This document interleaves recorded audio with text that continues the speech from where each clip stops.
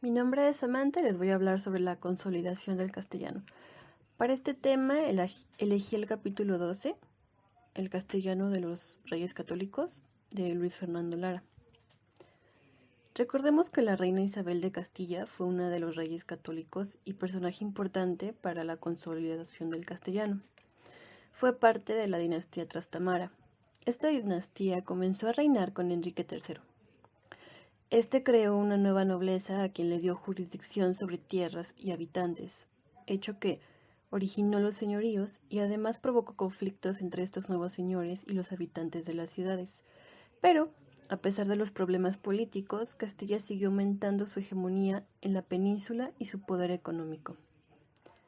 La dinastía Trastamara creó un reino poderoso en expansión que no solo fue hegemónico sobre los otros de la península, también tuvo influencia en las relaciones con Francia, Inglaterra y el papado. Esto ayudó a España a consolidarse como uno de los estados europeos modernos y para avalar su legitimidad acudió desde el peso que significó la conquista de Granada como continuidad del pasado visigodo, así como de la expansión de una lengua que tendría un valor simbólico para construir un estado y que además determinaría su identidad, el castellano. Uno de los primeros que reivindicaron la lengua fue el marqués de Santillana, Íñigo López de Mendoza, parte de la nueva nobleza creada por Enrique III, quien se esforzó por reivindicar el castellano de la poesía popular como poesía culta. Otro noble que también impulsó el castellano fue Enrique de Villena, y entre sus aportaciones se encuentra su arte de trovar.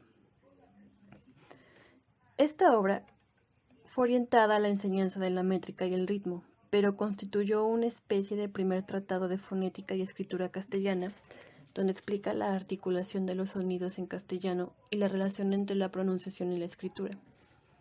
Este tratado fue una manifestación de una conciencia de la lengua, como maduración del proceso de reflexión que a finales del siglo XV dio lugar a la obra de Nebrija.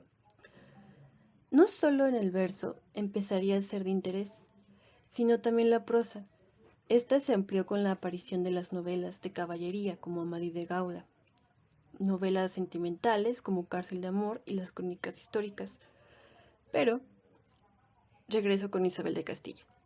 Ella ascendió al trono en 1474 y se casó con Fernando II de Aragón, su primo. Su unión forjó la corona española, y sin embargo los reinos de Castilla y Aragón siguieron conservando su independencia. Como dato que ejemplifica esta independencia, el financiamiento del viaje de Colón fue posible gracias a Isabel de Castilla solamente. Aún así, Fernando e Isabel fueron nombrados reyes católicos en 1496 por el Papa Alejandro IV por motivo de su lucha y conquista de Granada, el último reino moro de la península. A nivel político, los reyes católicos crearon consejos de Castilla y Aragón, mismo que concentraron las decisiones políticas internas y externas.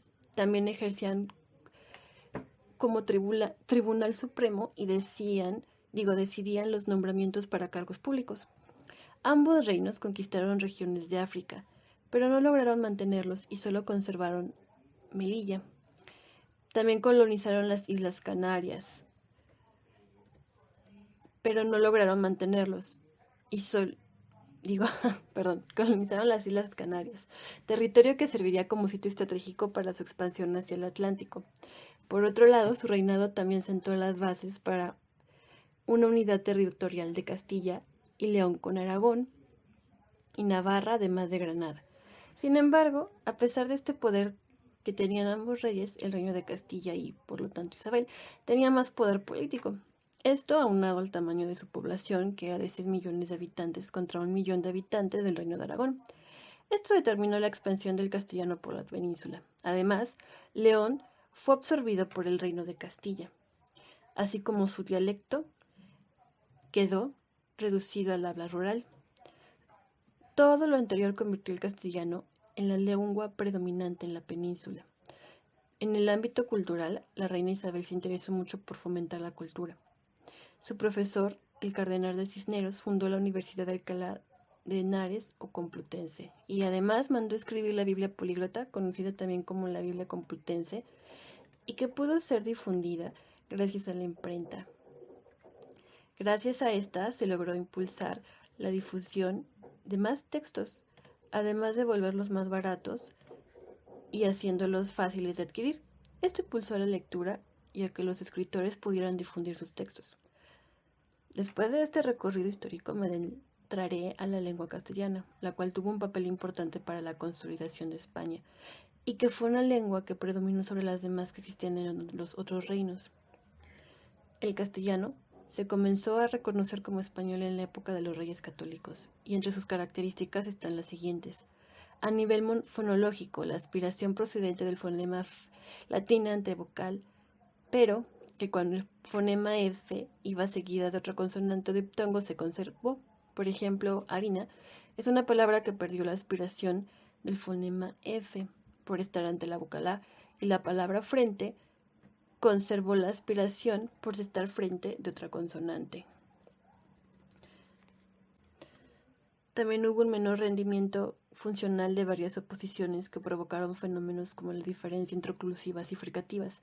En las consonantes sonoras bilabiales tendió a desaparecer y quedó una sola B, como en palabras bien, que tiene una B oclusiva, y vino, que tiene una B fricativa, pero quedó como una B.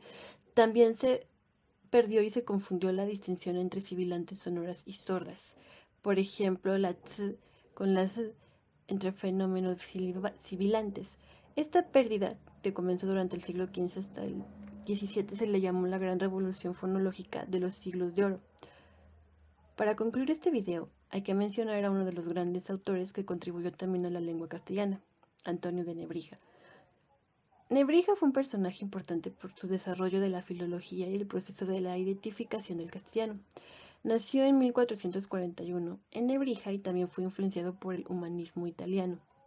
Su obra más conocida fue La Gramática de la Lengua Castellana, publicada en 1492. Con esta obra, Nebrija instituyó el castellano como lengua del imperio, y con ello forjó el reconocimiento simbólico de la lengua, a partir del cual le da valor de identidad. En 1517 publicó las reglas de ortografía en la lengua castellana, obra que tiene las normas de la escritura basadas en el principio fonológico. Este principio nos dice que a cada fonema debe corresponder una letra y a cada letra debe corresponder el mismo fonema. Y eso es todo.